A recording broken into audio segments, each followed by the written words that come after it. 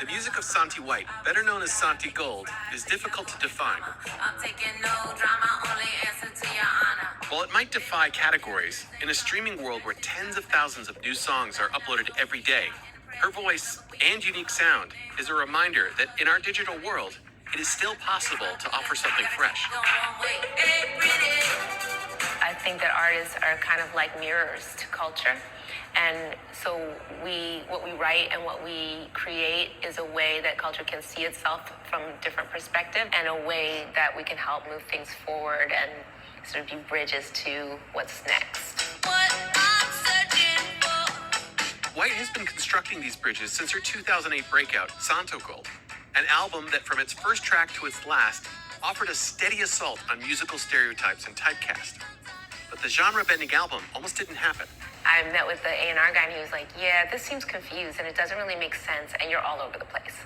There was nothing you could have called that would have fit because it was just so mixed up, but it was everything that I was. And I feel like I opened a lot of doors for all artists, and particularly artists of color, who were trying to do something outside of the little tiny box that was allotted for them. You have to be a rapper, you have to be an R&B singer. Rapper, R&B. Yeah. And even when I came out, they were like, in all the press, it was like, rapper Santi Gold, R&B singer Santi Gold. And I was like, really? All those Schrodinger's boxes, Dr. Bass. Years since, she's only solidified her that you gotta put us in.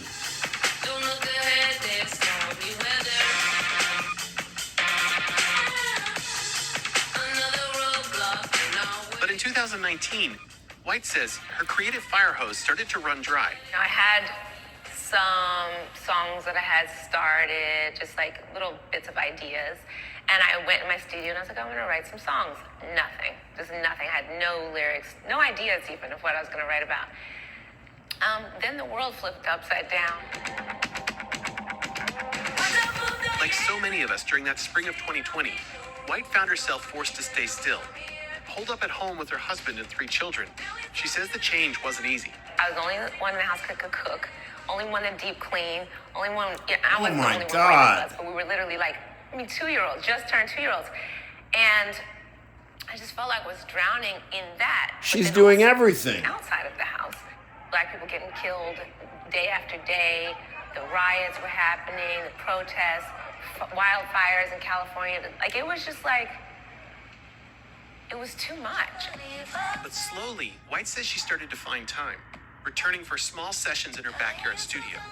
Finally, I made it out to the back house, and I never wrote lyrics faster. It was just like it was my opportunity to take a moment to feel, to process, to like be with myself, be with my thoughts, be with my feelings. This flood of activity resulted in the album Spirituals, out this week. It tackles today's major issues, especially racial equity. Do you feel that a certain pressure to respond to the world and what's happening in the world? I grew up listening to music that was topical music. So to me, that's what music was. As a child, my father was listening to Fela Kuti and Burning Spear and Marvin Gaye and Nina Burning Simone. Spear, represent, Roz G. Legacy of musicians, where it's like, that's what we do. Roz Trent. She's also tapping into this legacy in the visual work.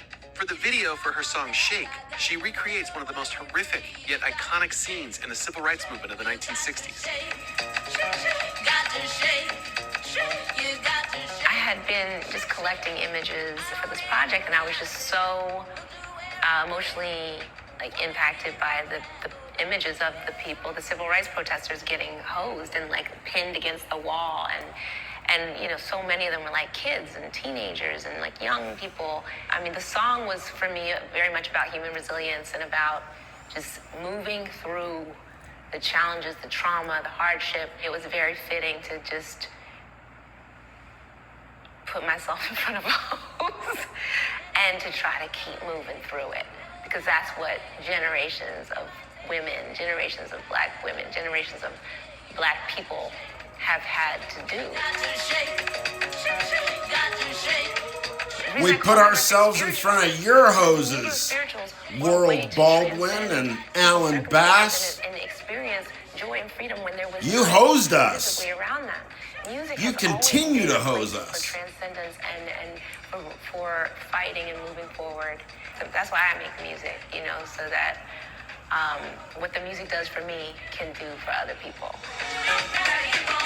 That's why I do philosophy. This weekend, I'm Christopher Booker. That's why I am philosophy, more like it.